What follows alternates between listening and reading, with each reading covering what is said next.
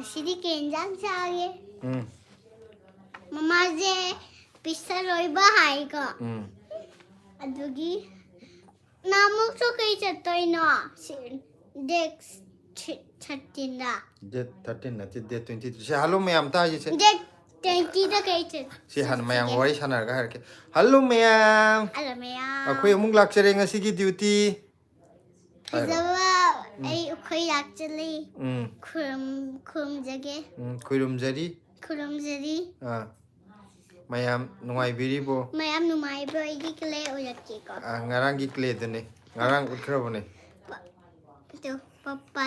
Papa ꯑꯃ ꯅꯍꯥꯟꯃꯨꯛ black ꯀꯂꯔꯒꯤ ꯑꯃ ꯖꯦ ꯑꯣꯟꯕꯗꯣ ꯀꯩꯅꯣ ꯀꯅꯥꯅꯣ ꯕ꯭ꯂꯦꯛ ꯀꯂꯔꯒꯤ ꯑꯃ ꯖꯦ ꯑꯣꯟꯕꯗꯣ ꯖꯦ ꯀꯩꯅꯣ ꯕ꯭ꯂꯦꯛ ꯀꯂꯔꯒꯤ ꯖꯦ ꯑꯣꯟꯕ namo black pa ma tu chichu orina la chum namo lakte I am back haire hello welcome nene meri hello blessy haire nene meri na kamai khangi no nene meri ne na khayam namo yum da lak na te da sida I ba da kamai khangi no ba nene ne e khangi ne khange na te ri si sharma lak pa du da che orina la ga hai ma kai khangi ne sinai khali na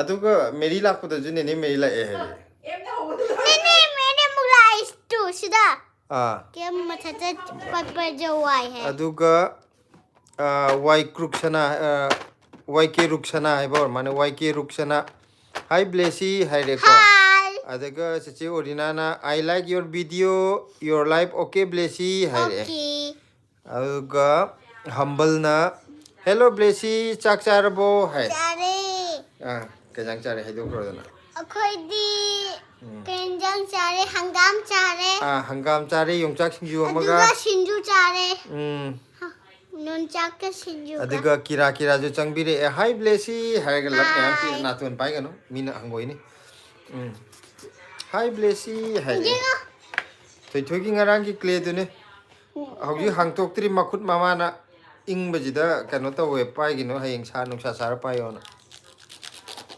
ko nungsa sar ga oina sa dui natro hauji natro di ma pangtei da taisal le na mo chu mama na ran thok le nan su nang na kano da pangto to sala ga pangtei taisal bai mama lang thoki bu adu duna nungsa sar ka na pai ga da ba adu mayam kari kari mathel chabi rage ngasi je like so ni to bira amane yellow loi makle amana black ka pink ka ya bane kamai ne to ino black ka pink ka mama na thok lap ta clay am de nang na loi yam jala to san bagi mama sauri ba sana po yo san bagi ma chenene merina da blessing su live yeng liye hai da blessing ju yeng liye da blessing tam tai ro ba dada blessing dada blessing dada blessing ke injang chage akhoi di hangam chare dada blessing je namo kai sana bagi pamme kai gi pammi no khang nung si bagi pammi ne isan ne hai na angang mana ingon do sida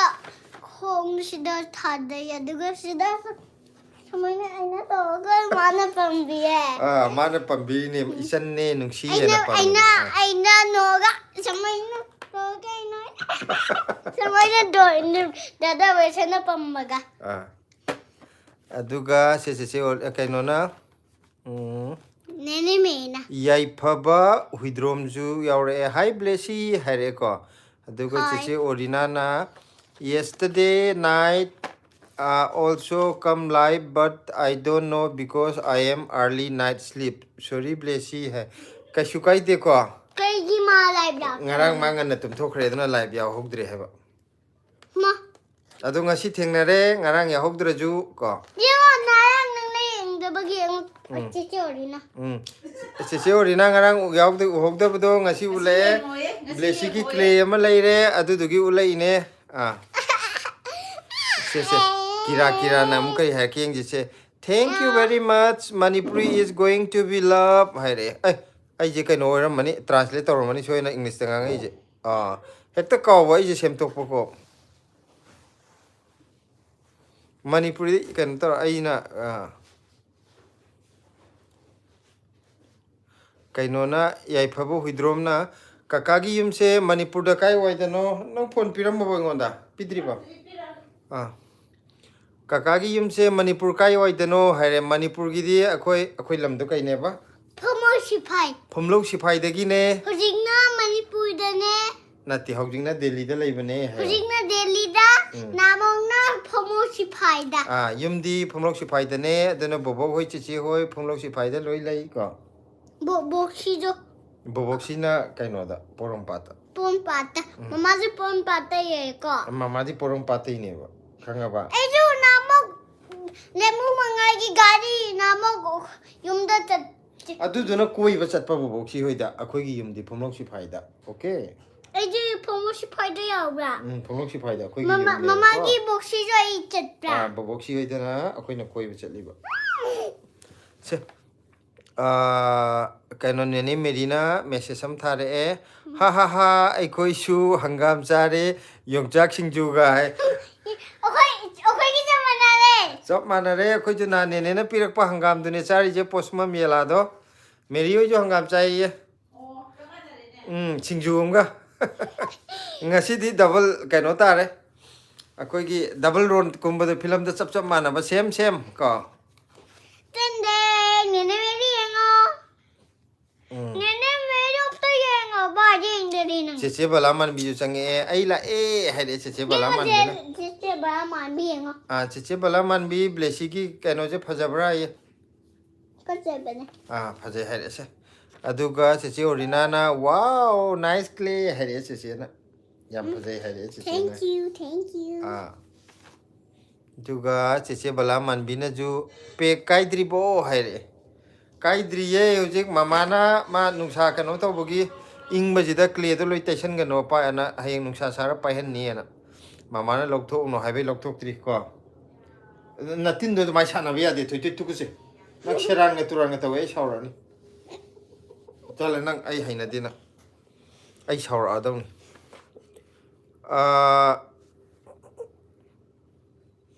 na du der di mayam na kano tor adong shadow commenter ju changbi re kaka ai ngaranga nahanga thabak suba chatlubagi ngantana tumme aduna ne hai kasukai de haidi thabak leiragadi haidi potha ga dawne haidi wana surubagi natraga thabam wana chalubagi halakpodo yam phare potha baduna aduga muk sangaga wari sanara loire koi di kasukai de cece balaman bina mamadi kai chatkhage baba hai mama ju changa ka dore hoji Mama, Papa.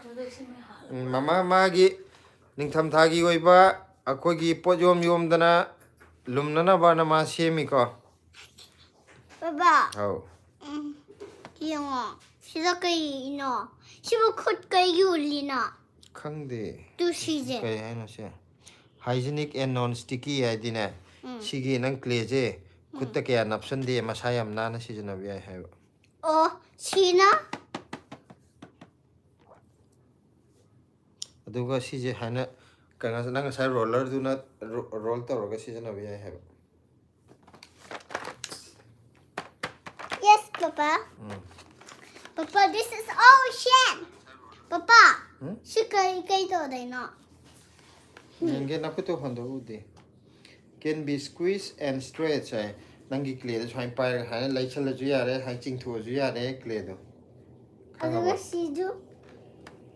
nge nakuto hondo can be cut with wave plane cutter or spatula nangi keno do clay do han makak ka aga sanar ju ai ba se kamen am tan ge se mayam game ta Sibu kai no.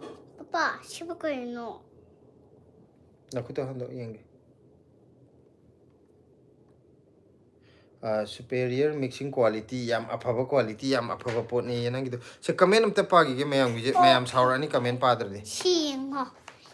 Sije. aduna live yaw ba phangdre haideng rang sedo commenter je thabak chat padagi potha na ngana potha re hai ba Papa, yengo si samai. mama da hango mama la ani Papa. mama da hango Papa. oh Si samai. ai si kamen am ta pagi hai ba ai saur ka dore nang hanjan ai ngonda khadrak tok chale can be shaped using molded toys and ngasagi kaino gi do nang je tongan ba ngasagi yauri ba sida yauri ba kaino jing je shape sing je si pairaga nang kai makhan semba yai haba migi comment amta paji sa nang na sum hanjan jan hang leire comment padre haba Yen O N heart and splendor.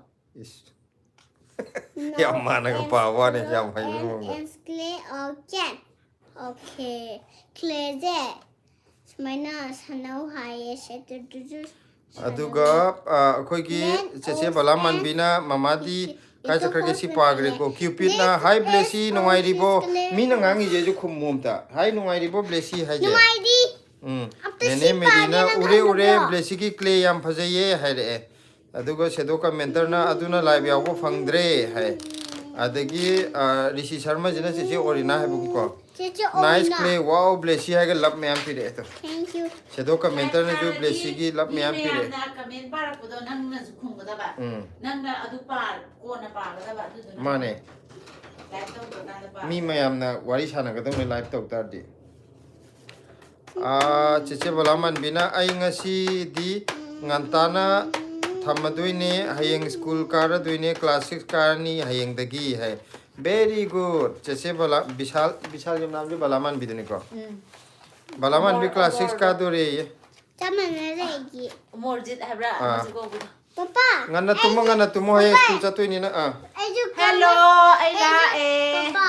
I mummy ke ko ge this 16 da ka de ra. blessy di ne blessy di ing ba phatri bo ka ge kau haba do khoi di ka gi ro This 16 da ka de ra. ka yam inge bo ko Ing ba ki chaloi ba? Ai ha ni sum na. This 16 da lai bra. This 16 na that 14 da lai bra chat 16 da 16 Macha mana re ban bara man bagi. cheche balaman bi hayo Chiche bara man bi. cupid की message हम पागे ब्लेसी से सही क्या सुरगे कका है se Blessy से सही मंगागा था अनि मखाई अदुगा कैनोना विशाल युमना चेचे बलामन बिना चेचे की बेस्ट फ्रेंड जो ला ए क्यूपिड से है क्यूपिड से ना चेचे बलामन बी की बेस्ट फ्रेंड है अखोई शेदो का मेंटर ना कका आई हयेंग दगी लाइव तो फजना यावरगे आई लिप तौरगे याम तुमनिंगे तुम गुड नाइट तुमनिंगा दी तुम थो अदुना Aduga na. चेचे बलामन बिना चेचे की बेस्ट फ्रेंड क्यूपिड की मिंगजी रिया लक्ष्मी कौबने मा जो हयेंग चप मानने स्कूल का दुइने है हयेंग दगी स्कूल कारगा लारिक फजना पाथो अदुगा कनो तौनना बा स्कूल ग नोआइना सथोरो अदुगा युमदा लाइक पाथो लाइक याम हैनबा Ayu hai gani. अदुगा डिस्कम्फर्ट सु यावरे उदब कुइरे कका इदोमचा सही अनि मुख फारम मनी उदबा है असेंग कुइदी कुइरे हे सक्का से थी ओलम मनी कुइ मंदना मसक खंगना दे लंबी थेंगनाबदा कौनावे खंगनरोय चेचे बला मनबिना होय कका लब है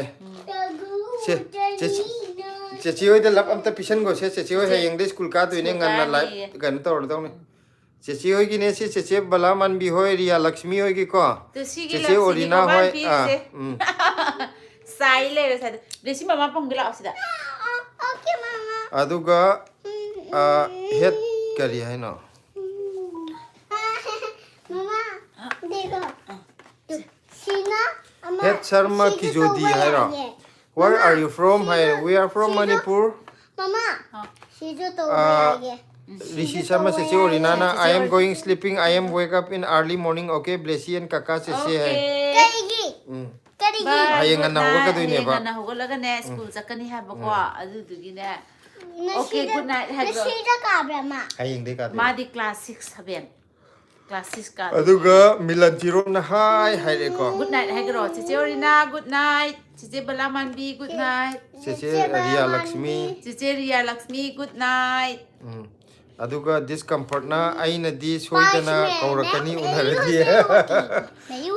Masa khangna da na para di kaurani adu di chume ba ko di khangoi doi ne ba मेरी 5 पीढ़ी में ड्यूटी होते हैं sinamaro ma loli. Aduga head Sharma ki jo di हमने where are you from हमने we are from Manipur. Me Cheche Orina, Cheche can be Salim Namina Kaineva, Balaman Biko. Blessy, like to be Ohio. Hi. like to Mana bagi ada. Hi.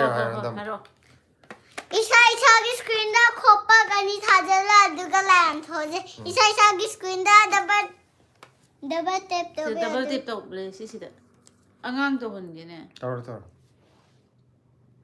ani ra tak tak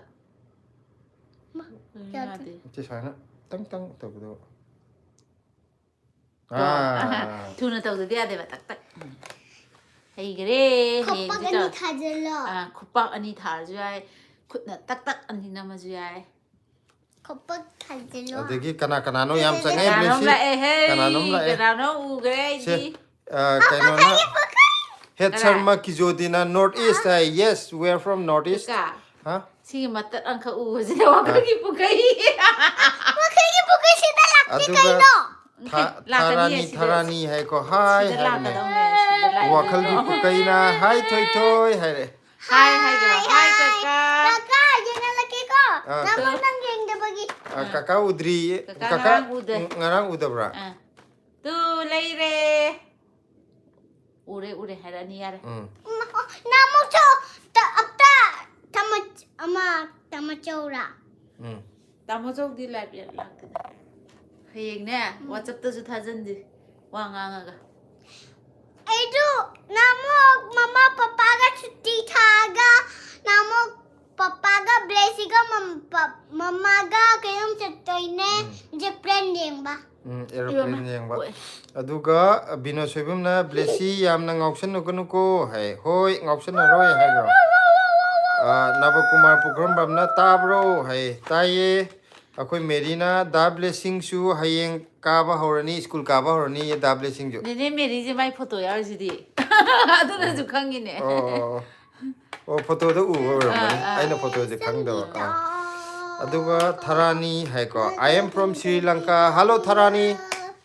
ne ne meri kam kan da mulak tu no am ta hamu da Revika Naurem na Blessy nangi kledo unbox tawraga sanowo. Nene meliak kayo. hayeng saturday da gi sana ga ni hayo Saturday dagi sanarani ma unbox tawuji.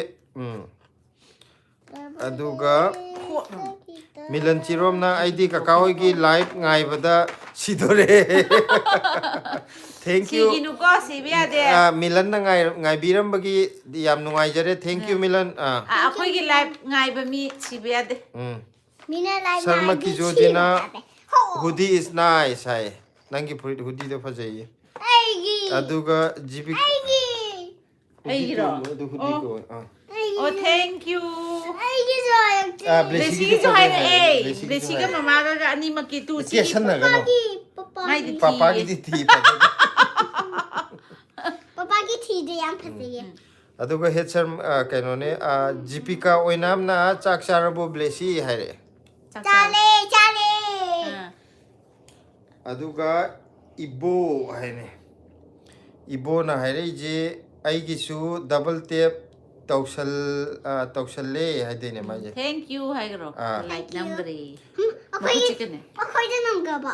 blessy na ju namgre Cheche balaman bina I am not going school haire si sharma je balaman bini ko. Ay, yenge. Orina Ay, nakara. nang na do ai pa hanjala ade ongko Are you confused le ta? confuse re rishi sharma jina balaman binate Orina. Orina. Oh Orina di school chalo hai ba. Ay, Ay pa ge bo udi. Ay, nangyang ako si. Ay, adong pa ka nangyang. din klendo double tip se Amu khak tawradi hanjan tawbo ya de. phone Hoy ama na dai mula ka ni. Hoi mo ba ka da pa han hanjan gro pa bi ya ya de. to asida yengo mayam na ne tu sigi phone ji dagi yenge ine khoi ani Ibona wa hare ko wakhal gi pukai ka kana wow yam phajaye kanana lebiri no thoi mai cutie hai. Papa na. surprise to we yo papa na Papa na surprise na wag to ba na. Powder po da. Kakana karin jang char ge hange. Hangam. atai di hangang mo kai gano Shinjuga. amana kari Amana. Yuchak. Yongchak sing ju chare. na ga hayo Tharani na so cute baby hai thank you. thank you hayo Thank you. Nausram na hi hai re ko hi Nausram. aduga kimnai hing haukip kakagi su icha nupi ama khaktaro hai mane ai gi ju icha ama khaktane akoi haupi ki ju icha ama khaktaro hai di khuang je mai jo ama khaktang oiram dau mali da hangak ko hai di kakagi su hai bisdani ko ai ju icha ama khaktane icha nupi ama khaktane aduga nausram na hai hai ko discomfort na manipur tholak pada kakching chu koiro blessy hai koirak to kakching koirak ka doine kakching da akoi gi kaino nungsiraba family am leire ko youtube kya akoi gi bilasini okay have natra amada adagi akoi discomfort leire atai ato paju lai gi bne khara bino sebam na hai hai sai me am tor ei tu hai na me am jengo sida lakte kaino aduga kisan hijam na chak charabo hai re okay ye pukhe mu lakto de aduga kisan hijam na chak charabo hai ji kanam khum da wan ma ja ji chak chare kisan di hangam chare kinjam chage akhoi di hangam hangam go yong sak singju ga chare cheche bala man bina blessy cheche tumage mama na nganga e hai good night kari gi langi no angang na phone yam yeng be ade angang na phone yeng adi mama na aduga aina ngang dra kisan hijam na blessy good night hai good night good night kishan aduga discomfort na kakai dom sak karam na thengnarake khangnarake haibado wari masa amatang taba yagadro hai yai akoi mamang da ju yam hai grabani ko akoi di moirom gi side ta ju maje lai sabi phajana lire masi kamaina thada kano tor ge mayum palan ji ge na matha sawa aikoi rom da ju pakhang je phajana lire na maming chatla ba lai kai da adai di si ju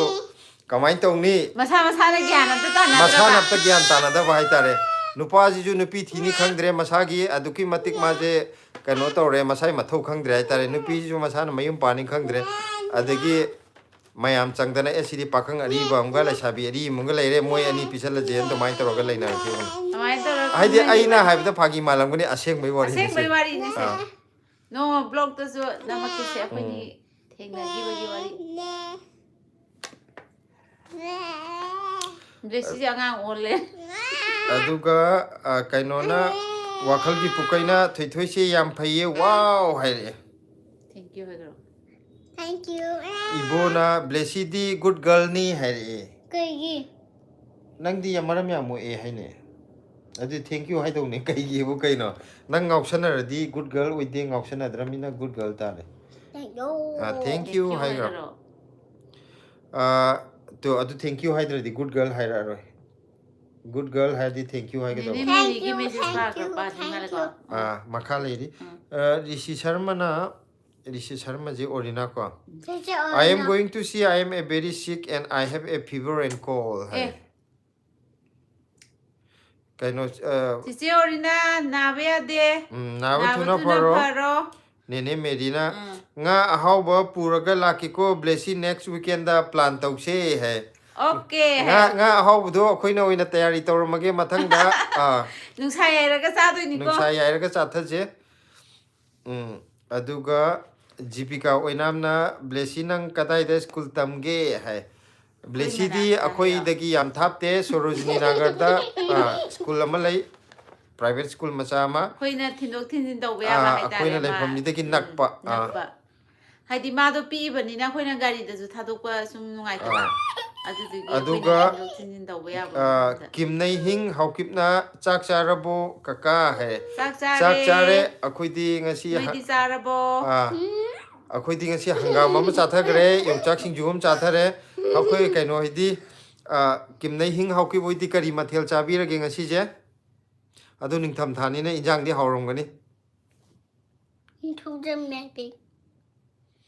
aduga rebika naurem na you are so cute blessy harga love mayam pire tu thank you aduga milan chirom na ju love mayam pire ma yellow color gi ga pire mi sida mathata chakhe si chakhe asla mayam je blessy ge thank you hai grom ta ni yellow to thank you discomfort na like se hekta nam thokiba पैसा तिंगबसु नतबसिबो है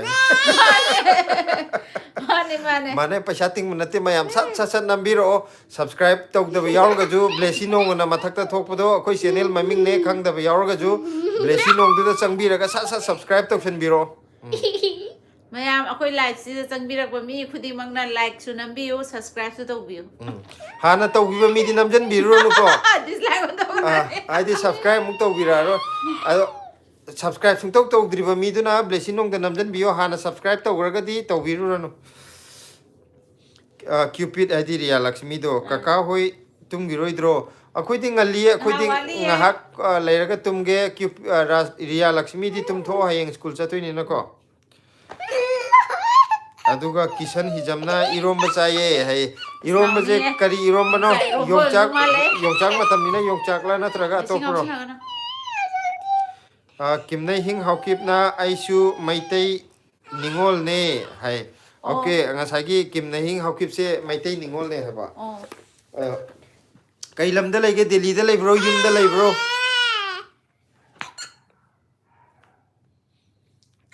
aduga khuman ranjana hi blessy hai ko Hi heyo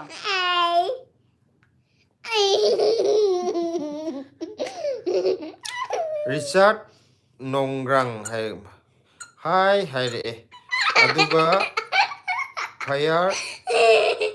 fire pa नहीं fire pa ये फिरे pa फिरे pa Laishram अमा अतोपा मुझे मणिपुर की Ming नतबम park पा दुगी मिंग दने ने फयार पार ये फिरे pa लाइसरम ना चाक चारबो है चाक चारे फिरे pa di चाक चारबो काका वाखल की पुकन थुइसो है नंग जे सोनोगर चतरो गम तोर दियाम हिगली दु कई गिनो अदुगा वाखल की पुकई काका ना कई हार के पार्क के से योंचाक्ति अहावनी ने हाय हावे योंचाक्ति याम हावरे को नहीं जो नहान योंचाक मरु अकंग मगम यावगी दाने माय अते को जो तोंगा को इदी तिंगथोगा दुसने मरु में पद स्पेशल जाब हावने अदो इदी योंचाक मरु चादमनिना कैमते कलक्ते अकंग मद अकंग बजानी ngप matang yawe अकंग मने हाव मागी ओवरकोट लिट में चाने kang hongo bajam haw अखोनी योंचाक मरु चाबा हितबैने मैं कहीं नाम जाके nang gi si asida thamo अदुगा डिस्कम्फर्ट ना हा वारी से नुंसीद्रा नुंसी है असेंबा लाइबक्ता तमलंबा हाइसे सही चनीमुक नुंगाइना लाइबा ओइरसनु काका इदुमचा नुंगाइना पुन्ना है थैंक यू असेंग मैंने सी आईगी अखोई अनि गी मेरिट लाइफ सिदने खंगे हाबदी लाइबक्ता तमम बजी सुमाइन तमम जाने अमा कथरा हाय अखोई जो हाय दी डॉट हाय दी मंग द बम त मंग न दवा दन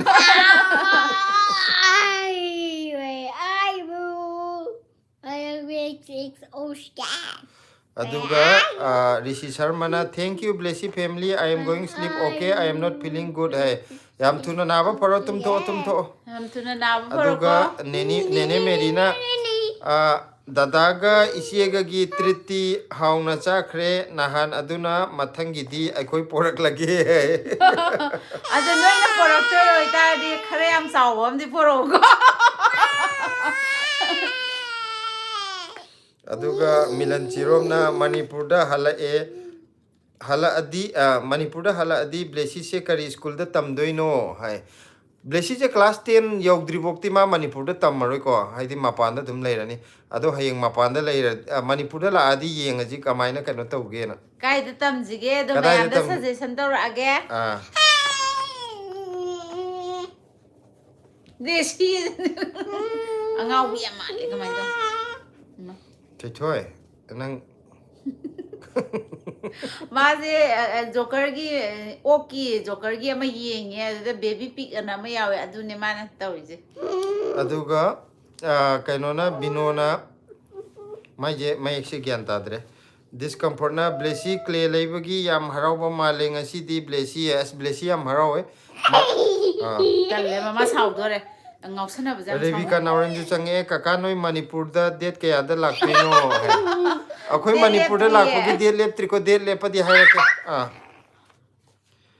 डेट लेपदी मैम दम है फिरेपना हेलो हायरे हेलो फिरेपा aduga akoi kim nei hing hau kip sina hai an thajale aduga ꯐꯣꯟꯁꯦ ꯂꯣꯡꯕ ꯇꯥꯔꯦ angang singi thok tha thoi thoi nang ngok chen nei ꯇꯨꯃꯤꯟ ꯇꯧ ꯕꯣꯛꯁꯤ ꯂꯥꯛꯑꯦ ꯇꯨ bobok si lai ꯃꯣꯁꯤꯒꯤ room hello hello blessy hai re bobok sina ꯃꯥꯗꯤ ꯇꯨꯝꯃꯝꯗꯥꯏꯗꯅꯦ ꯃꯥꯅ ꯀꯃꯦꯟ ꯊꯥꯔꯛꯇꯣꯏꯁꯦ thoi thoi nang je chagat nei ꯀ꯭ꯂꯦꯗꯣ ꯀꯀꯥ ꯀꯅꯥꯅꯣ ꯄꯤꯊꯣꯛꯈꯣ ngasai aina clay lotion makeup pado ai di nang lam heladi ong lotion gini กันเอามาไปแค่ผัดตุ๊กแก se kaka wakal gi pukai gi message lai thoi thoi kaka di thoi thoi gi nungsi bana pa thokre haifam leitre kamai tongni thoi thoi kadawai da thoi thoi khwai dagi pamjaba clay na taba ama hairo my beautiful fairy hai ne กะกาให้เสียมาให้กามพาอะไร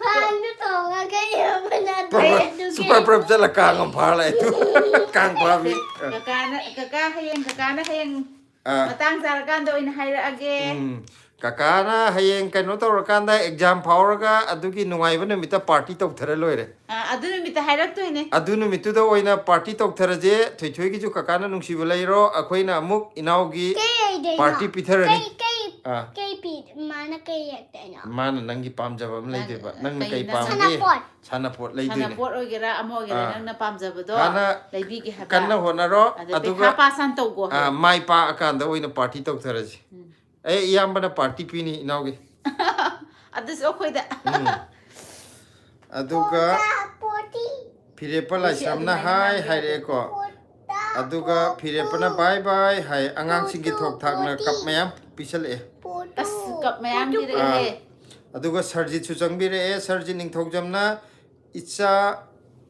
icha nupa masak phajaba ama pokthok lo hai เฮ้ยปกโทก aduga nene sonia jula e hello blessy hai nene na ฮัลโหลอัสเดี๋ยวสิไอ้ให้น่ะดิ nene merina ha ha ha hoi hoi yai isi hai ado wakhal gi pukai kaka di ngasi di matan char ni hai as kaka di ฮาววันนี้แฮ hau cha tha gi dore อะโดยดิซาดิโกกะระมาตันจาระบะจา char simla chai di de มามา bisal nu thong มาตัวก็ชิสนาจิตมกาละ ตัวก็ hai di moi hele hai ตัวก็สนาจิสิ discomfort se kaubirakano blessy family nongma coca thengai na doine soidabi discomfort se sa kaubirakano te kaubirakano haiba discomfort se kaubirakano ko blessy family nongma coca thengai na ga doine soidabi hai มาจิดิลีได้จ้ะ kauroi kaching dani hai dudi ado kauroi khoi yum thodi kaching da soi lakchage aduga update su to khoi tokjarake adu kaino da kaching bazar da ni khangde na tai jaba am da unara loire khoi kaching da leiba khoi family me milan chirom na hayeng di ai gi birthday ni aduna nganna hogot na ba aisu tumage good night ado akhoi ngasi dagi hana advance happy birthday wish pirage ko hayeng live changa gadi hayeng ju pirake hayeng ju pijara age ngasi dagi oina advance oina happy birthday Happy birthday อันนั้นว่าจะฮีอัน Kiska นั้นว่าจะ happy birthday มีลันจิโร่ aduga nene medina ai pothara ke dada ise and blessy good night take care good night potharo 이게 부타와이노 discomfort na blessy gi se action se ai khoi gi kaching marol ga mana ge tore 만데 นั่นคุยแล้วก็งามบ่ kaching marol nai je manipuri ngang bi ni kaching je nang di khang da bai ni 탕이 탕이 aduga tanjina akhtar haibne hi tanjina kaka wakhal gi pukaina thank you tamo haire ko aduga sanatombi nongthongbamna isai amata sagla o blessy de isai amta saktor o hayema ดิสิเช่นตัวสโล Bada dida dadi caca bida bidi dasi อันนี้ใช่แต่นั่นเต phajana saglo ว่า saklo เขากีตาร์ wakhal gi de sakto ase udre นั่งหันสักโลมาทั้งสลัด loi cha dong ni sina hana sakto thoi na haibani na ma hana hawan ge akhoi di haitam ni na mai matung in ge ba 거기 se udre sida la aga 포모이나 sida la o chumme ngasai music ka tha sakpudo nang na yam phasa sakpudo 가우드바나 하부 matatagi shake. Ah, so. Wakagi. Alo from oi vela ha. Namatesu. Kau beda mahapu. Nakaida nung sing. Atu tamo papa kamen pa na. 짱해. Jajaring togi. Kaladuna. Iminase. Yushin nabasu. Berdedi shatam. Oi diba. Tamoida. Tutuna. Rai khabar. Nahapu. Nakaida kiyogari. Very good. Yam phajare blessy gi se. Aduga Sonia ning thaujamna amuk ibire asengba se haisu haibani ya nupa amma pokto o blessy mathanda nuaite. No maduma bemana chari puning warakta bilaichena thamoi tatangde. Chume sakamo isaktam singye gladi Tagu dalina thana chana. tagu chume No. ho kona am se kona very good. Thank you blessy se salakpagi adu Sonia na kaino maya ni pa ma pa me pokto oye hoi. Kaigi. blessy matonda sudana ba angang ani sunana ba haiba blessy gi nan Blessy du chukono ba. Talle. Kai pokchige kanana pokchige. Koyumda. Hango. Moidang. Nana pokchira. Angang pokchira. Babu pokchira hayo. Chap manay na nauju, babuju, angangju, amatani. Mama. Kana pokchige. Rebecca naurena igi comment pa biram dre Rebecca ji na pa gi dene mathakta Kana kai pokchige. Chithawi yawo Kana bro. gi pokchige. Rebecca gi karamba message Mami ke ko kya ngangi. Pokpaje ngangi mami. kaka noi manipur da date kaya da laktoino na hai city ai hai gi bane haudik date fix tawdri fix tawrakanda hai rake na asina ta ba to pa comment daw de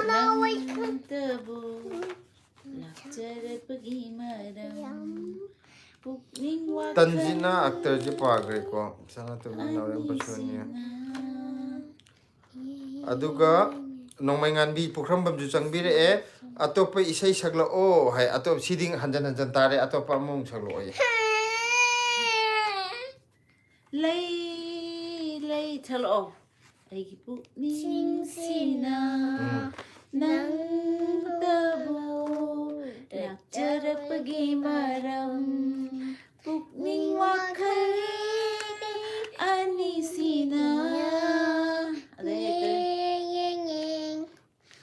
Sijo Facebook da hapagi phari ne ma di khang me Facebook de sai hapa apoi ni chatpagi adre da phari ne ba ma sei pha le ai di sur ga se dum khange ba maron sur ga dum haina sakdo discomfort na blessy hai ko aduga kim nai hing haukip na aisu mai ningol ne ningthau khong de ne hai ba okay mai ningol ningthau khong de ko ado akhoi live ta changbirakpagi yam nungai re ko ado kainogi account maming di akhoi kimnai hing haukip na leibani na adum sigi maming da parage ming do khangdrabani na discomfort na bonium ga leihore blessy yam haire Kai ponium. Boniam sei sei sakpudo sakdo wakhal gi sakpudo bonium ka we maming nupa na sakdo nupi im ga nupa ngo saktra nupi na sakpaduna pusparani na nupa na sakpaduna bonium na nang na hele haiba boniam du dai blessy na sakpado yam phajai haiba thank you hagro Papa, maba, kaya mahakchige. Nukshiba. Boniam hapse. taning de aduga bino soibam na blessy papa do isai saghallo hairi aduga lulu na hai good evening blessy asawre do ani de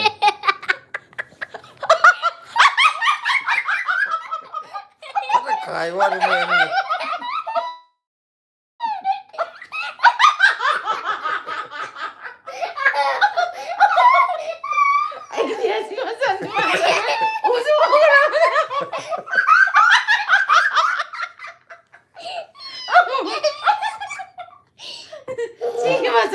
Moi ani ya maro ye adoi comment par ke ko me.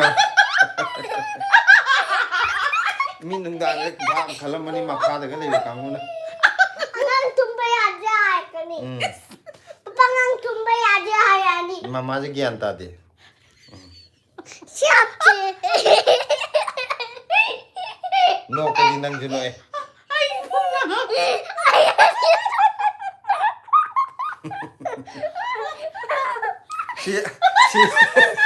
Si ke kom di de.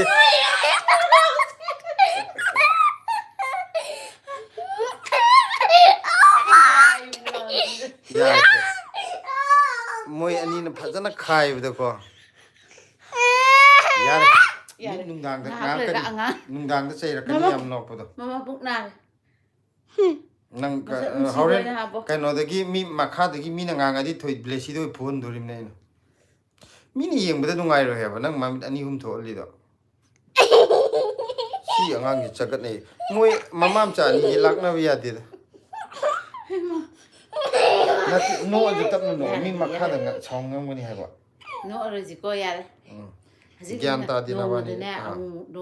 Nung dang de am nok pe ya de ba. Se kaino na luluna good evening blessy yam haye isai maron di aina ngang ba sa manai manai ye tribe na ngang ba ai su rong mai ne hai acha lulu je rong mai ne hai ba ma na ngang ba sa manai tribe na ngang ba thank you lulu akoi changbi ra ko Thank you.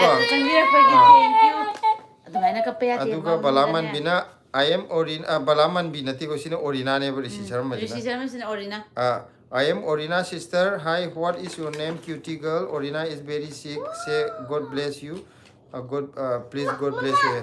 Okay, na bayam tuna pharo. God bless you. Sonia ning thogjam na wow yam haye blessy hai. Wakhal ki pukai na itai maga tamoga gi bordagi mai pakpa yamna kanna pakna ba kanna hona jari ado thoi thoi gi nungshibana su mai pakpa yam kanna honari haine soidana ngambo ero kaka boisa ju sange tamo kari mathel charage hare Hangam ga yong ga sungju ga chare hangam yela posomam gi hangam yela do. Chare. aduka rebika naurem na good night hai good night rebika aduga wakhal ki pukaina coaching mari su yauri aduga nungti gi running su 100 km cheli cycling chu tawri ta mo asi am thi phai adudi akoi ngam da bai wani ko ado akoi kaino na akoi prem na tawri je cds best ta ko sonia ning thogjam na aseng ki se sila dada and blessy manipur da thora adi nene kangla da ngairam ge ko ngairam mo kangla da di mayam se unadui ni ko akoi sakto da discomfort na noksale ki jai yare No, but I did see it. aduga bino sebam na blessy papa do isai sakalo hai bane hai This guy, you know, Kira na guy. very funny adu thoi thoi mai segai gano Sit down, bro. Sana kan tamhan garo papa. Adu di asidi yang. aduga Papa. kim nai hing hokip na hai re ko kaisu kai de aigi mingdi thoibi ka we kaka okay mingdi am nungsiba ming ni ko Ha. Sim kani ya. rebika naurem na hai hare wakhal gi pukai kaka na karino tawi sibu sahi humdra hanbagi ahal yamale ne Okay, I know. ai sakna sai sugat pudo sahi yama ba han male hai ba akhoi gi maya gi yaudra ga lafoi changam da bai matang do aduga adumaina sak che khar semtok semin tawraga mamam chakan nui singlen khangem bamna ju blessy se yam nungsi ye have ne thank you aduga akoi thoibina nupa mayumdana kimnei ahing kawe have ne ahing ana pabra ije ihing ana pabra khangdre ko kimnei dang hairage thoibi natraga kimnei sina phare ko hadi pab je yam sangna ha kan pronunciation je chumbra lan bra khangdre ba atuna kimnei je phaje kimnei hairage neha kuki blessy chak charabo havne akoi chak chare hangam amaga yom chak singju amaga chare Kaka wakal ki pukai na wow so beautiful song. Lam hen ba ya de thoi thoi di maram ya mo ni hai re ko. Kaka prem na thoi thoi di lam hen ba ya de maram ya mo e hai re. Lao inge lao.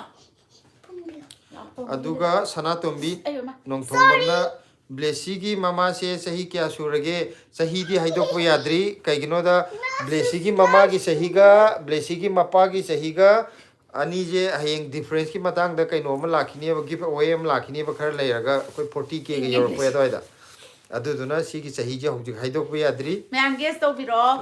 hayeng hanga kadoi ne mayam da video ama semaga aduda hangjarakani ba aduga chumna hairpa ngamba mido aduduna kano tokdoine ba akoina give away tokjodoine ba ko hojik puti nate 40k adwaida aduna hojik sahi haidokpo yadri ba Ai sahi dia yam angang oiri ko. Koi kana yam ahan oiri. madi uju maron sun thoktri wakal ki pukai ka kana 100 na teko tamo mistake ne 10 kilometer habne aina 100 na pagrabo 10 ai mit 10 di ui kilometer tara ji yame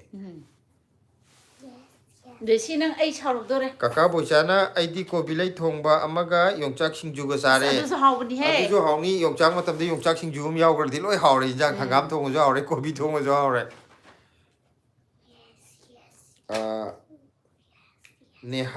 Nehana hari je blessy how was your day and tell me what you did today with your family hamne Now sidra.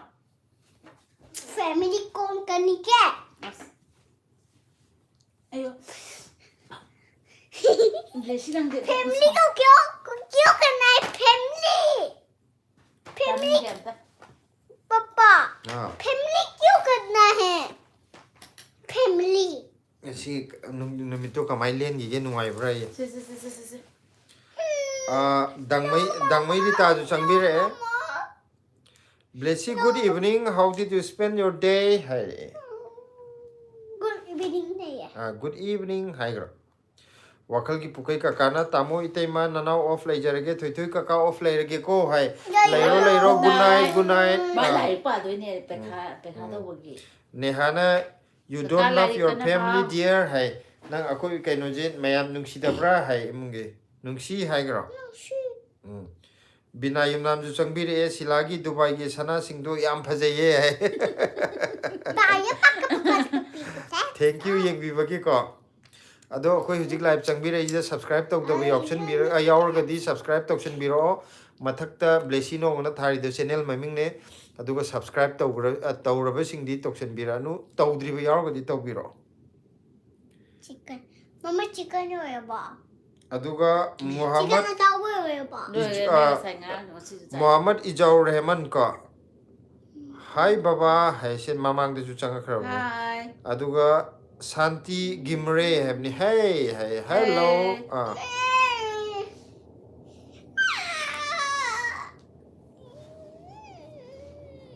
मम्मा यम तो नहीं गई तुम मगे tum Nga tum. maram yam we tum tho akoi di 9:30 bok lai gi kaino na nehana blessy exam gi kanna pau ko hai hoi pajage nehana good night dear hai good night neha तुम मम्मा नहीं Kuman chara lai. khuman cha changbi re khuman cha gi comment amta phajana pathara ke se ngasi di asuba phi setpi re ko anauba dinate sana do khakari hai na sigi ja akon beja Nang de da pa isi de ude.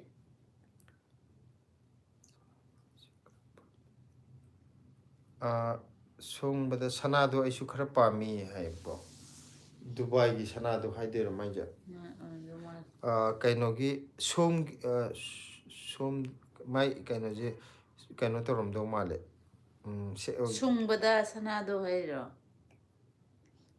khangti ado ngasi di asuba phi set pi ko hai ngasi di phi asuba sela bane ngarang hai di masi am to hong to ke na ano bom hong to ni ꯈꯨꯃꯟ ꯆꯥꯗꯤ ꯆꯥꯛ ꯆꯥꯔꯕꯣ ꯀꯩ ꯏꯟꯖꯥꯡ ꯆꯥꯔꯒꯦ ꯕ꯭ꯂꯦꯁꯤ ꯅꯪ ꯃꯤꯠꯇ ꯄꯥꯜꯂꯦ Chinglen Khangembamna hi Hareko Muhammad Ijona Aigi YouTube ama hangle hai kari haina hangino channel maming haibiro akoiju yengjage ꯑꯩꯈꯣꯏꯒꯤ ꯆꯦꯅꯦꯜꯁꯨ ꯁꯕꯁꯀ꯭ꯔꯥꯏꯕ ꯇꯧꯕꯤꯌꯣ ꯃꯌꯥꯝ ꯇꯧꯗꯕꯁꯤꯡꯅ bina yumnamna blessy kari ansang charage haire ꯕ꯭ꯂꯦꯁꯤ ꯀꯩ ꯏꯟꯖꯥꯡ ꯆꯥꯔꯦ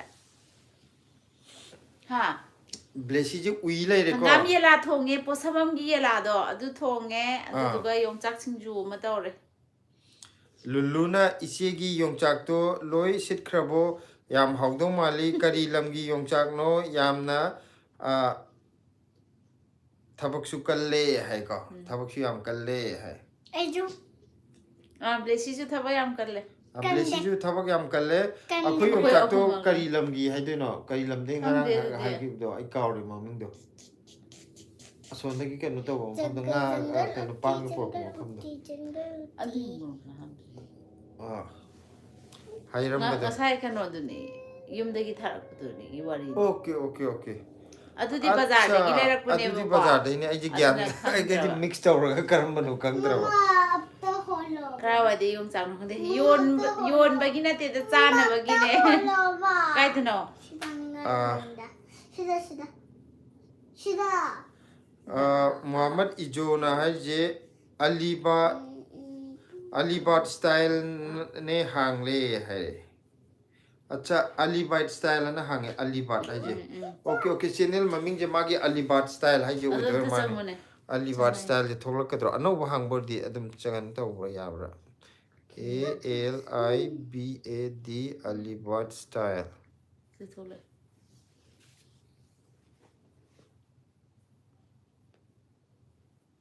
Sidi kano tawdi aduga tholakti Sige ngaki man masa Alibad style je nauna hangda ngai ri bagira kaino search tawda tholaktri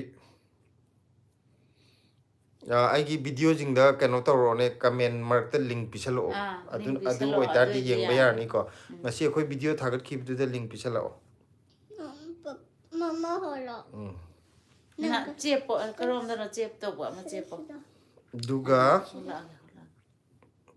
kana no chang ehe khuman chana ahongba sana haijabani ichan sila noidagidi hena ahau chai hai noididi jaho hena chai hai ko aduga ahongba sana spelling akoina khangdabdo akhoi gi kaino gi dubai gi sana do ꯑꯩꯈꯣꯏꯒꯤ Dubai ꯁꯅꯥꯗꯣ ado injang je maming di haidoraktre hena hawudi chaena haire ko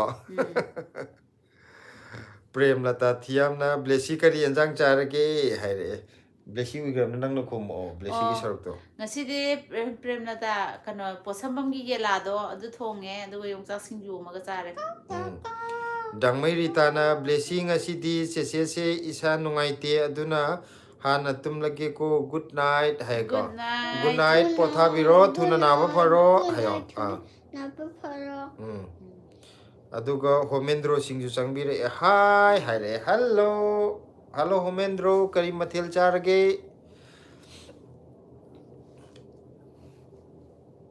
adu live changbire ba mayam je channel subscribe tawdaba yaurgadi mathaki blessy nong du da namjala tawbiro blessy nong na thari do matakta khoi channel maming ne hana tawbigraba kangu gi di kai su kaidre ko tawdraju yare khara chakhalo chakhalo kainona Muhammad Ijona mathakte yawbune aina hangaga hujik changeba ko adu du thoglakte haba search tawda link thajalo akhoi gi comment tawda kainona premlata na ngarang su live tawbro hai saujika ni nukti gi tawre da nahan di tawdre ngarang di tawe ana blessy di nahan live ta akhoi thabu khara chin magi akhoi angang jing jula koi live ta hawda da nungdang pung 13 makhai adoi tare akhoi tumna tawdo as blessy live taw chi live taw ya di kapi ma live khara tawraga ma je dil leli nuai ri magonda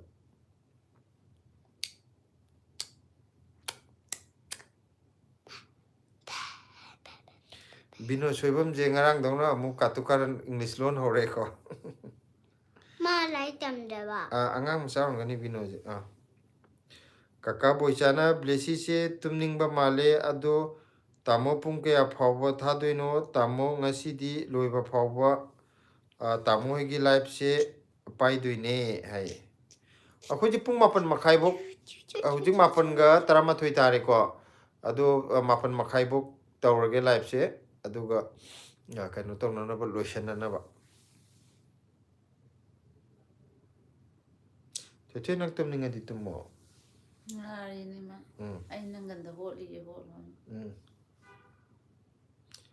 Prem latana blessy nungtigi kapo live nungtigi thana ba. Blessy je phajana ma live se sahe topoga live ngak tawje ta hai. Prem lata kay nyang sarage. Ah. Nang lak ngai ri ko ay Joypur jana ba. Ngai gano. Jaipur je prem lata la ga oina chatpuna pharne ha. Ado hakchang di kamai tawrage hojik se hakchang nuai tabu ko tabu leitraba. Ngasina kari mathel chagre. Ama sigi aroiba comment sidaida kainogi thogla ije. Bino sebamna kari nom thajal ije ngangi ado ai sida thoktawa thogle hojikta thogle. Duga luluna Isiega tamoga ki channel se yam yengba nungaiye hayengsu live thadoiro Delhi gi hangam ga Manipur ga gi karam bana heli hai ado kainone hayengju live tharke hangam di Delhi gi hangam ga Manipur gi hangam ga haije akoina sida chari ba hangam je Manipur gi hangam dune ba haidi Manipur gi hangam ne haibadi yumdagi maru poraga akoina akoi hingonda thabane ba akoi mapan gi hangam do leiraga chadi hana budi leitringai da di charame ko hawdi yumgi Manipur gi duna heleba ado akoi di hobje akoi hangam da thajareba Akoi Manipur gi hangam ne hen na hawe na maru lawraga sidoi na thare duga mayam su samina yumdagi maru do thale adu duga sidai hangam thara akoi chaminari akoi gi blog ta phajana yawne lulu akoi gi anobo chen akoi channel anobo changbirak po oiraga di blessy nong gi blog yengbio adu da loi urani akoi ne kai kai thaba haida Prem latana aseng bagi laktuine haibo adudi koitho we yarne prem latala aga Sudhakar haibo ko Tamil hello Sudhakar how are you Jos na Hawaii Jargi program do kamdo rage haibne Hawaii Jargi program je hayeng hangchit Sunday jna taba mathangi Sunday da tawgena koi plan tawri adumaina Mama. Kaka asa ibang aroge nang holi je Kaka boichana blessy isai matek amatang saglao kaka tumninge he blessy je tumninge na uiri ko adu dugi to don the solo blessy adu good night hagaro adu de ai hola aro is phajana saglo ai phajana sakta dia haraure hai dai na Muhammad Ijona makhad gi yengthabaduda namsillo habne o magi duda koko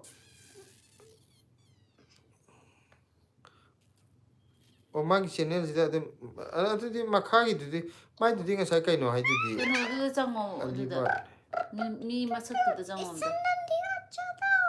da bra ya tiyo Desi aman kar to na mama inde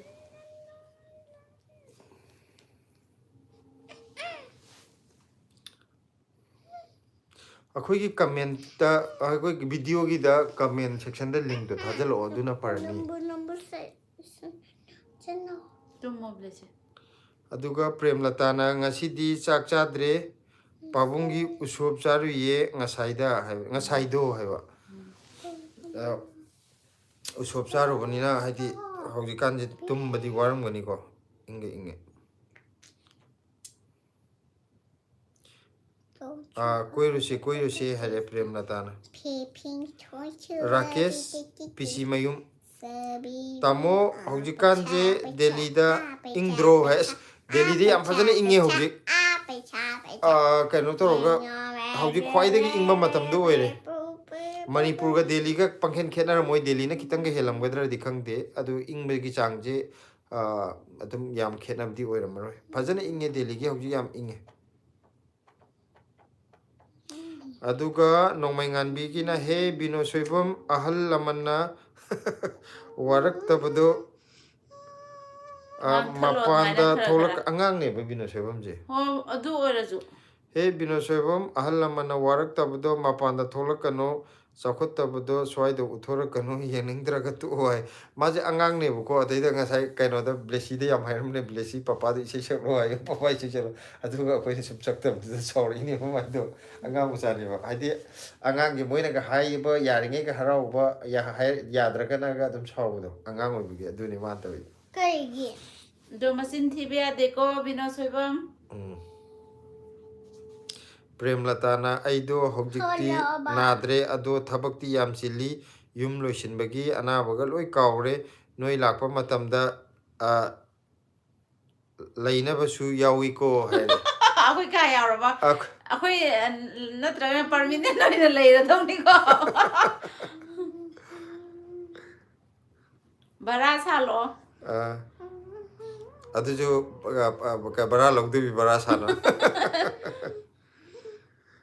adu luluna nungtigi yenge yam nungaye adum yenge aduna yamna su no e tamodi phagi su yam haye aisu hangam ga nga ga thong basaye haye oe hangam adu hangam ga nga ga di yam hawrongani ko kai no nongmai ngan bi pukram bamna nangi nathak ahal mayam su yauram ni live sida khangga da kare hai no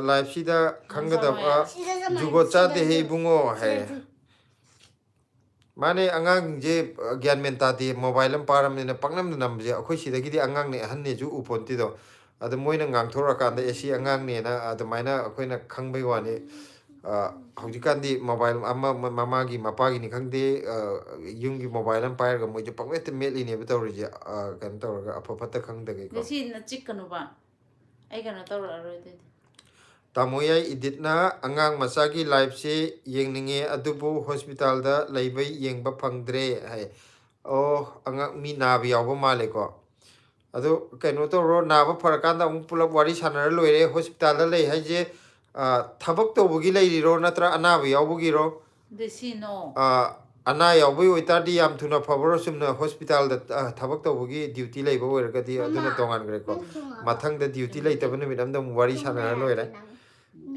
adu changbi re je am nungai re khumman chana pathok piram da ba egi comment silagi ko ki thau do kakada lekthok aladi kakagi sabdo muroidro ai kai samje mura ai samje mu ya do madre ai thau te bam tal le ji tham da oi bagi koi am tal akoi ki kaino je yeng bada kaino tori ne mama masagi samne ba ya chap chap chap ting bane ba straight to do na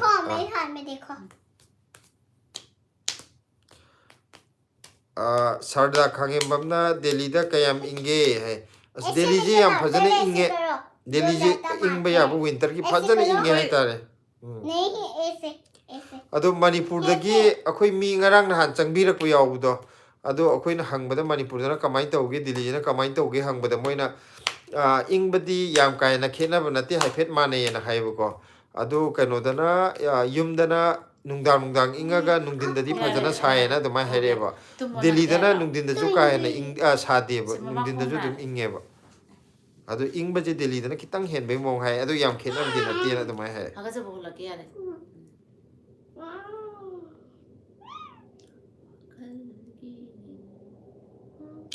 aduga Rakesh Pichi mayumna Manipur da su yam ingle handakti hai mane Manipur da jo inga sa je yam khena re ko saba matam da na pangcha da saba yam hena ingba matam da na yam ingba du tawre hoje ni ya da mai taw ram blessy Prem latana yaye adum leise bara lauroi aikhoi di mi ahum khaktang ne haba mi ahum khaktang ne haba Prem lata gi di ai di angang nupi du ne nupa ne Prem lata ko bara lauroi ya ni leiba Sila nambu yo mo laki do maliko. Mane airport chu naknare dana par. Tamoyai na mamo ama gari accident thokpai leirine. Okay. Blessy nang didi. Ado khara phagalabo kamai tawrage kasu yamna kano tawdaba khudung thingai oidabdi nataba natro. Yam thuna phabo oirajanu ko nungaiti accident thoi khole habdo. 40 yogdore like che amata ngai re. Amarani. Sarda khangembamna angang masado isai yam haiye hai.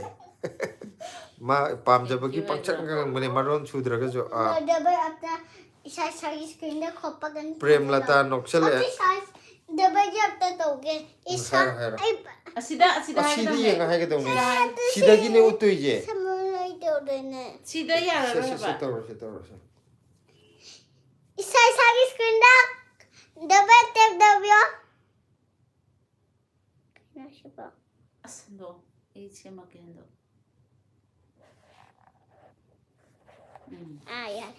Ana ani tuna double tap tawbiyo. 41 yogre. Yogi. ngasidi like yam phangi ko mayam ne yam like to bi re numai re ngasi thank you mayam like to bi re koi ko Screen the Like copper 50 bokti yogi yaw. size screen the copper and need hajala dugala on Thursday. ya Going shibo. ba si nam jam bai ni sona kan nam jala tham tu port kan to like chat pagi ni tu thoi na nam bada Teno like se adum chata sapra. satya da ma ngasai amung nam ga na amung kan to gi ni si di hang ka ne nam ga di dam lai re dana aduga Mama. Luluna pung kaya phau live thaduino blessy nang pung kaya da tumduino last day isai saklam muko yam nungsiye habne akoi je live che 9:30 bok tau jira na di khalli ko nadi hojik minute kano taret mukti leiri aduga Bedane slogan no lauraje. tamoyai na khara phagale ICU da leiri hojik kidi hai ko ICU da di kitang serious oram do male ko adu mapu yam tuna phabo oiro gari accident to hai tab di yam nuai te prem latana sila se ngasidi yam phajaye aseng bagi haire Kai no ai adum phajala isibo man ngasi kitang phajai yare. phajabdi na ngai jo phajabo ne ada kitang ki bai mewan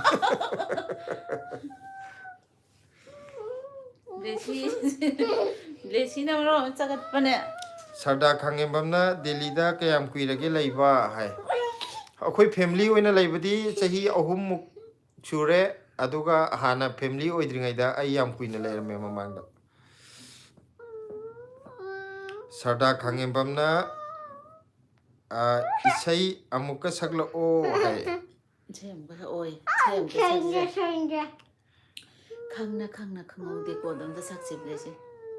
Moi angang erende am sa erende bro. Erende am sa. bembem athokpamna blessy dance tawra o hai blessy je thawaina hairaga di mam te yade ko haina ba yade ko mana tawninga ga ne ta sa tawsan ba thawaina hairadi Penguin do na hore namang da penguin achobure mai ta nazar kan. prem latana yaroida 9:30 da loibe yaroi pung apon makai da loi gino ye Penguin na khuman chana kaka ngasidi wari yam nungai maramdi kari lamgino kanamta hanglakte airport changangai aikoina thaina blessy nang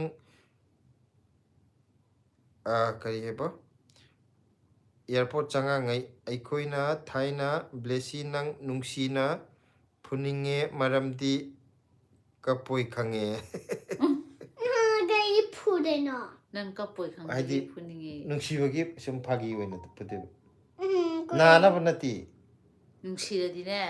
Sana siktat nei ba ko aduda. Ya nungsine na mai siktat tu. lulu na noksale e tamogi wai di nokte bangam de here Sorry, Karameko. Siktat pa na kan siktat ti mai na da na bidek teng. aduga god official ko Uma Chandra Andro hai Andro dagi Uma Chandra ju changbire thank you Machandra live changbirakwai ko Prem Latana fajaye nan kai chu ado ngasina hena amuk fajai haibni aina khanbada akoi Prem Lata je tumuraga hawgalakpa malida mamit managa akoi ising singdaba mi ga se mayek sing dabduda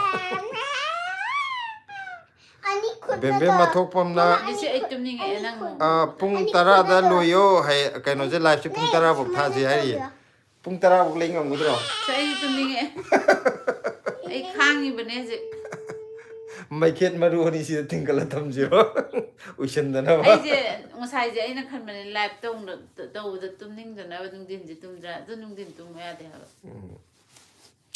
hayengai di mai khet maru thambra natraga khogi phi phau da chapna du sai chappadama pisung asiga pulap chapsala di mami to ushan ma yadre dana je puri ka holagi ai jan bi je humang from so 44 like yaure ngasi di like yam yam like yam adi tau ni na ta di tau mai je khadar kam yauri 45 sugre he Papa 45 sugar. nang mayam na like sa tok sala ga na ne tukning adi kamai tok de ising ai mu glass kham gori bane moi na khoi gi damak ta like me am tal thum aina video editing to wi mong da Baki no ngarang chalaga. video send de sema ma ano pa dum tum le mi mobile ta ga makeup thole ga thiang kan Nang na batin upaga mami chalaye. bem na ju pung tara da lo yo haire ko sidi yaw gre ko ma khai ka me lak tri male mayam kaino akoi kaino je live changbi reiba mayam jigi marakta kai gumba channel je subscribe tawdaba hujibok tawbidri ba yawraga di blessy nong na mathakta thari du da namjan biraga tawbiro akoi gi channel maming ne blessy nong je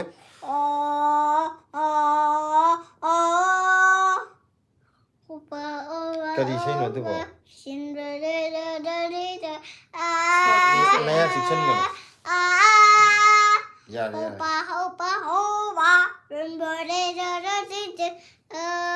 luluna tamona isieda phagi tawbase isiese sawo ude yam nungaye hai khawning ni po ne da saw ya da bai wan ma sidadi yamna saudaba sa leitra aduna karam kanda ma sauning bu utke je akhoi ge injang ma haw thong kanda matong haw ge ma sari maru mama ko kum bai ngon da khara hapa injang haw thong adi chak lam adi ai mama di macha gi dum sem leitra mapa si di ne aham ba cha luk thi ba je loi ba ga khango ba ja na ti ai khali je man hapai ba maru mako kum ma meam je kitang chawra matong am te lok thai ya wen je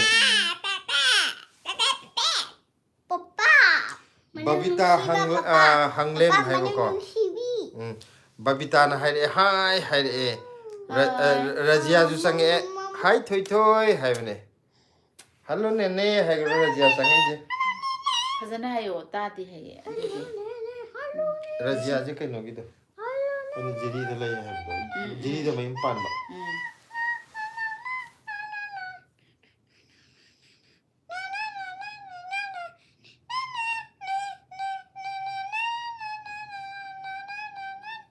Yes, nang na hai ubdi like 40 like se 46 yo re 50 yo do re mari khakta ngai re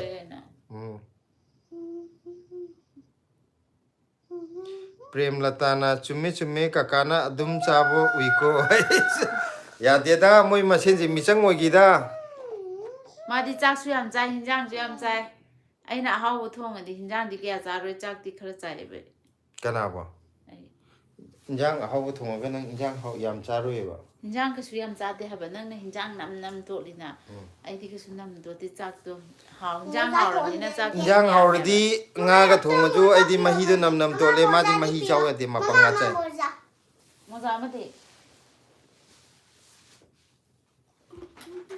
ai hai ngai di chak cha gi video ular Prem Lata hoi adu gi bhap tane ba short ta ga utpado adu da gi ai na loi cha ba ma le ba adu nang loi cha ri silana manung da char ga video do ulak ta gi mayam na mana cha ma sa ba da ba ni ai chan pi si am disturb to mai mo za thi oi hau ji pu tumum dai da ma da khadai tung di no de ba lai te blessy 나 혹시 tum보다 보면 모자 똥 구들어. Like this, I like a lot of things. 아주 뭐지 그다이 레이노 강가루이 피지가. 네, 가이드 탐기게 나 ngасai. 동라는 aduga aina Ai haiba ji soire tongaro. rajia je kaino dagi jiri de mayum pan mana tab jiri dagi somda pan mane haba jiri gi ningon ho jaba ai ji lakho. Wow.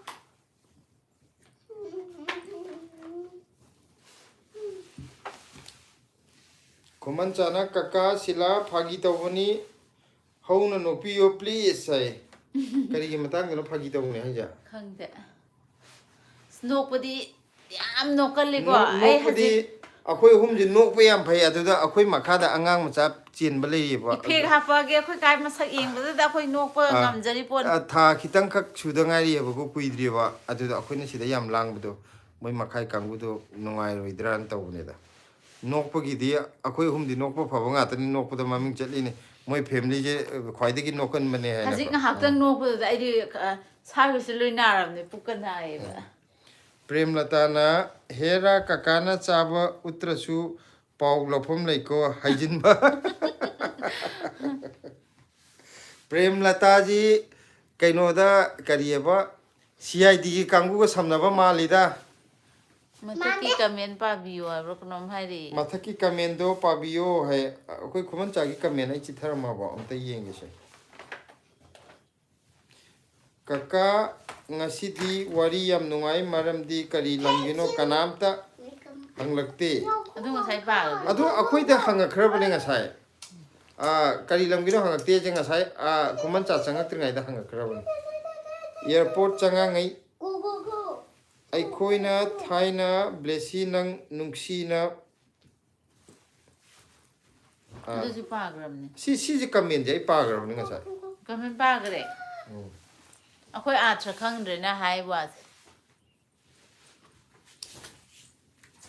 aduga ngasai angang kaino da blessy da nungsibani na mati kapoi puninge habdo adu oi bidira adu de Mama tagle clay. Nungai jare da. Mama clay tagle. Hayeng nungala khonga da ba. Hayeng, Nungdang da hayeng. ka chang de. Morning da khulage. morning da khulo rajiana sila Morning. sila si yam nungsiye haire rajiana Thank you Rajia. Ai nungsibu hai de thank you.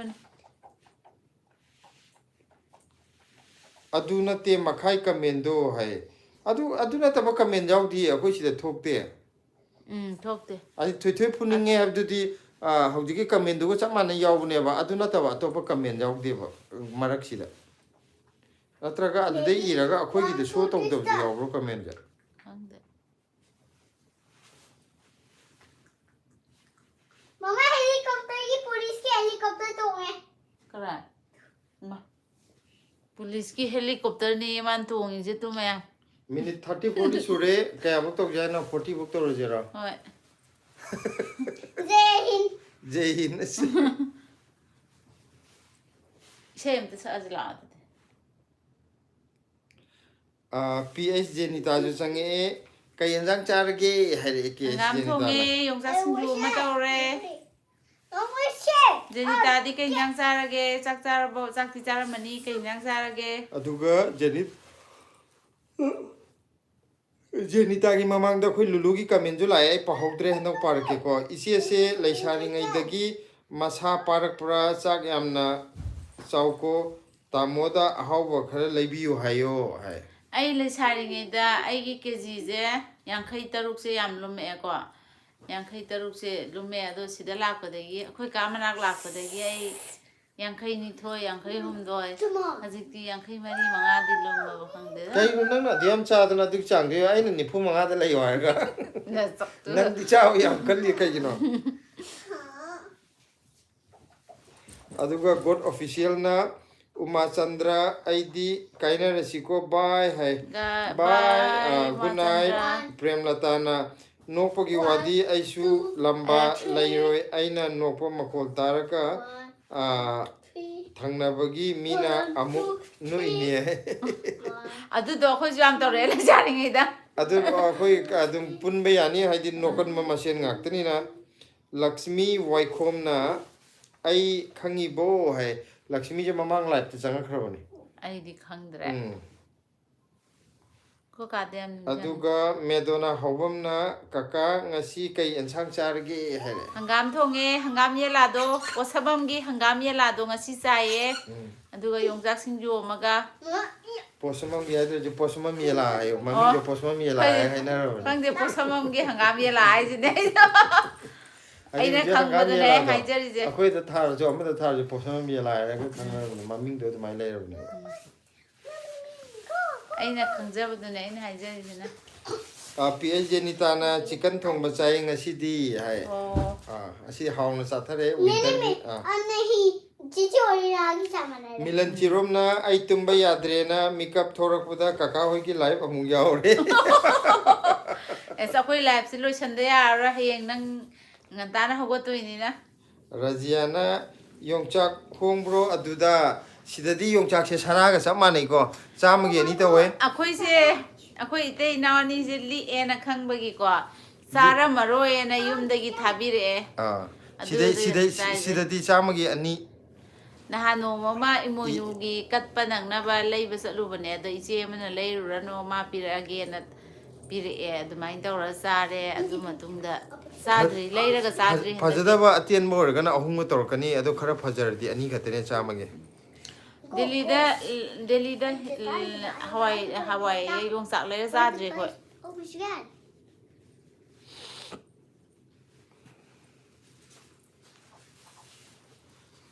aduga khoi khuman chana prem latagi kakadi adum chaba ui haibai makhagi do kakadi dum chabu ui have to okay mai je sidai dam ting e prem lata nokpagi wadi no come on wait over TV on the floor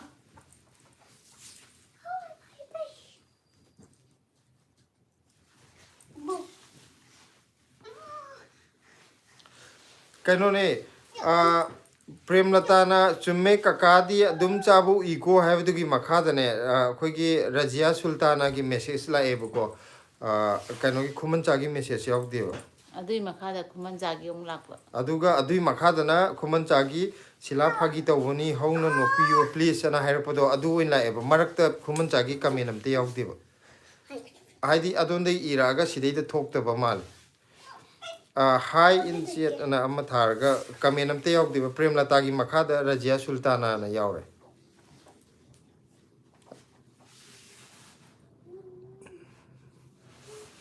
haide adu iba kano du amu thajal one aduga hi I am just me do I am here have ne thank you changbi rakpagi akoi prem lata na noi gi live yengaga nokpuda mina noklaga kai gi nu ino hangba yawe lai mayum romita na hi haire ko prem lata na ai gi su mathakta parakta bi yawe pabdi ai loi pari ne ko kano ta comment je show to de kari haidi hobji hairi du yaw de heba igida aina thoina kan thokhiba na te aina soirabra kal aina pabde chithawra na mathakta hankali yengda ju yaw de moje sumain show to da ju yaw ra ai ju sije kupna khangdre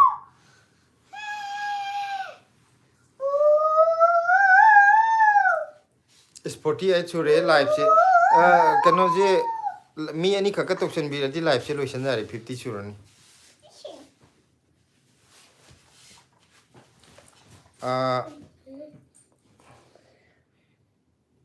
healing asu to mu ko healing kyumai hedera hai ta chau nungai ribro hare nungai riye hyunglei kumai haje kuame haje aina pap je haitre mingje si oina leibro sengbagi ming oirgadi ming haibiro one aidi account di healing ane yawe ko 49 yore 49 ama khakta ngai asi ju sange tamo nungai ribo hai akoi je loisel lage tor mane matam he dokram ne akoi inaw ga thengna gon tam jani asigi yala loiselam daida nungai riye inaw gi di kan ingbagi changje hangbana paribra bangda par ingdi dum phajane ingam mani ko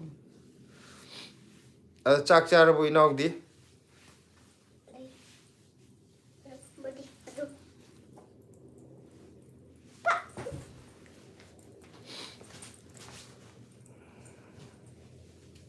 Medona hobam ju changbire kaka hayeng su live nambiyo hai hayeng ju tawrake live tawrake kaigum thabak marakta athuba laksal kadi hai khangdre ko kaigum laktra kadi adum tawrake kan live se as 50 yore Thank you. Like 50 yore live mayam na like to birakugi thank you adun matam je 941 ju tare ko akoi prem la tai comment jam ta pathoki ge kaigino 50 suraga loisin ba yarani hairi di ngasai silana kari haki ge haina ki wanga na se hai adu di silana komosi matang je ai upai leite silana khong godong ni Ngai re sira pung tara bo adu de ai ngak uirak patari uina dum pham ge ko sai da ai gi ra na te si thôi thôi đi mang pura singa ko che chat khare tum ge har ma kai na henzal le si angang police kare bijen singa ju changbire e hi bijen kai ki police ang Sangita Wahingbam hi hai ko ado mayam akoi gi changbire iba mayam makhida kai gumba kano tok dargadi subscribe tok da yaur gadi subscribe tok sin biro blessy nong na mathakta thari do akoi gi channel gi maming ne ado akoi gi blog su dum yeng biyo like the 51 su dokre sila hujik mana haido khram ni na wangak tam ni hujik ma tumning aju tumning na upai leite ma mamit na ma ushal ju hujik ngai tam ni nga hajikan tumning ba le phawre jam nok ni okay ni je tumning ba phawre do hakang ngai ni phare ni mi na tumning ba phawrok traga tumba yadra kan da masa da patrin prem lata tiamna blessy noi mamado chaitek ani pisillo mit nakanda adune chaitek mekhet maru hapsira natraga akoi gi phi phau da chapna buduna chappa tamjira kuman jagi message la kuman chagi message pa ge ko handak ngasa mamang dadi ama yaw gidre na hai nuaite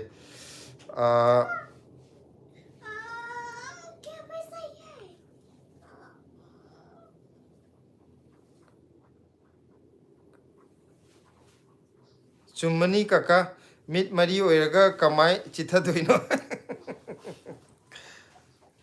lalene mit taruk blessy gi su ani silagi ani kaka gi ani taruk sure yai ko kaka mane akoi taruk chang akoi mit taruk chang ga thibne ko adu yaugdre so togdre akoi kaino ji da comment ji da medona hobam na blessy to kai school da tamage tamige hai ko blessy je akoi hujiki oina di kaino da tamme akoi sigi manakta hai tare sorjini nagar hai bado sorjini nagar gi da kaino la ye school macham la ye private school adu da tamalli hujiki di nangi te di me am dos da am taloi thamro so Sangita Wahingbam na yam nungai na leiba mali yam nungsiye haibne thank you mayam na nungsibagi mali ne milan chirom na maikhet maruna fani maikhet maruna fani chappa budi hai asina tamoi di kari enjang charage hai ngam thonge akoi di ngasi posma mela do ma thongdare achamna aduga yongcha khingju ngu chathagre yam hauna chagre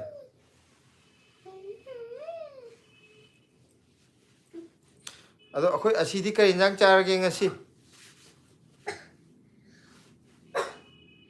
Sangitana Hawaijar Yondrabo Sila hai hoi jar se matam khar le pi bu ko da handa kuira ro hora ni Numitara ni muglega asigi akoi tamu hoi di kari ngan cha ge han tro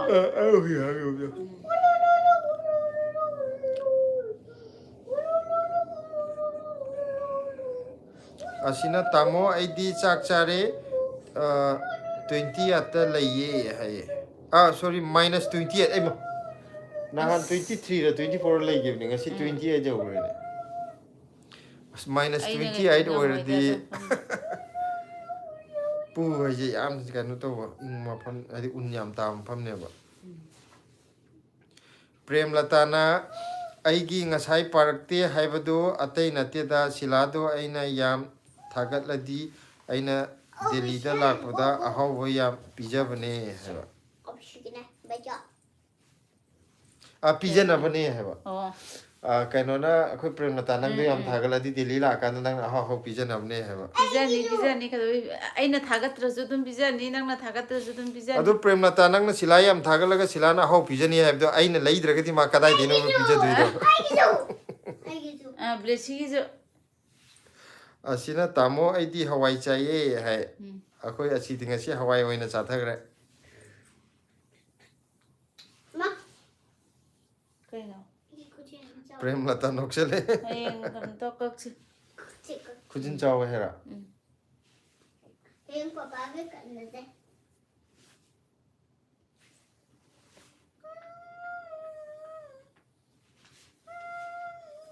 ꯀꯩꯅꯣ ꯇꯧꯔꯁꯤ ꯁꯦ ꯂꯣꯏꯁꯤꯜꯂꯁꯤ ꯕꯁꯟꯇ ꯁꯤꯡꯅ ꯍꯥꯏꯔꯛꯑꯦꯀꯣ ꯑꯗꯣ ꯃꯌꯥꯝ ꯀꯩꯅꯣ ꯇꯧꯔꯦ ꯁꯤꯂꯥꯁꯨ ꯌꯥꯝ ꯇꯨꯝꯅꯤꯡꯉꯦ ꯃꯌꯥꯝ ꯋꯥꯔꯧꯕꯤꯔꯅꯨ ꯍꯌꯦꯡ ꯑꯃꯨꯛ ꯋꯥꯔꯤ ꯁꯥꯟꯅꯔꯁꯦ ꯑꯁꯦꯡꯕ ꯑꯩ ꯇꯨꯝꯅꯤꯡꯉꯦ ꯑꯗꯣ ꯀꯩꯅꯣ ꯇꯧꯔꯒꯦ ꯉꯁꯤꯒꯤ ꯑꯣꯏꯅꯗꯤ ꯂꯥꯏꯐꯁꯦ ꯂꯣꯏꯁꯤꯜꯂꯒꯦ ꯍꯌꯦꯡ ꯑꯃꯨꯛ ꯃꯌꯥꯝꯒ ꯑꯃꯨꯛ ꯎꯅꯔꯒ ꯑꯋꯥ ꯅꯨꯡꯉꯥꯏ ꯑꯃꯨꯛ ꯉꯥꯏꯍꯥꯛ ꯅꯣꯛꯃꯤꯟꯅꯔꯁꯦ ꯑꯗꯣ ꯑꯁꯤꯒꯤꯗ ꯑꯩ ꯏꯅꯥꯎ ꯑꯁꯤꯒꯤꯁꯦ ꯑꯝꯇ ꯄꯥꯔꯝꯒꯦ ꯊꯛꯅꯕ ꯏꯁꯤꯡꯒ ꯐꯪꯗ꯭ꯔꯦ ꯇꯥꯃꯣ ꯂꯣꯏꯅ ꯑꯥꯏꯁ ꯑꯣꯜꯂꯦ ꯃꯥꯅ ꯀꯩꯅꯣ ꯂꯣꯏꯅꯃꯛ ꯀꯩꯅꯣ ꯇꯧꯔꯝꯃꯅꯦꯕ ꯑꯩꯈꯣꯏꯒꯤ ꯐꯝꯖꯤꯜꯂꯝꯃꯅꯦꯕ ꯖꯥꯝ ꯑꯣꯏꯁꯜꯂꯝꯃꯅꯤ ꯄꯥꯏꯞ ꯃꯅꯨꯡꯗ ꯌꯥꯎꯕ ꯏꯁꯤꯡꯒꯥꯇꯣ ꯂꯣꯏꯅꯃꯛ ꯐꯝꯖꯤꯟꯕꯅꯦ ꯑꯗꯣ ꯏꯁꯤꯡ ꯄꯥꯏꯞꯇꯒ ꯑꯝꯇ ꯆꯠꯂꯝꯃꯔꯣꯏ ꯍꯥꯏꯗꯤ ꯎꯟ ꯇꯥꯕꯒꯤ ꯋꯥꯕꯅꯦ ꯑꯩꯁꯨ ꯍꯥꯟꯅ ꯍꯥꯏꯐꯦꯠ ꯈꯔ ꯆꯥꯎꯔꯥꯛꯄ ꯈꯔ ꯈꯪꯉꯦ ꯍꯥꯏꯇꯥꯔꯦ ꯑꯗꯣ ꯃꯌꯥꯝ ꯀꯩꯅꯣ ꯇꯧꯔꯁꯤꯀꯣ ꯉꯁꯤꯒꯤꯗꯤ ꯒꯨꯗ ꯅꯥꯏꯠ ꯑꯣꯏꯔꯁꯦ ꯃꯌꯥꯝ 굿나잇 ꯑꯩꯒꯤ ꯅꯨꯄꯥ ꯗꯦꯜꯂꯤꯗ ꯂꯥꯛꯇꯣꯔꯤ ꯑꯗꯨ ꯌꯣꯡꯆꯥꯛ ꯄꯤꯔꯛꯀꯦ ꯍꯥꯏꯌꯦ ꯔꯖꯤꯌꯥꯅ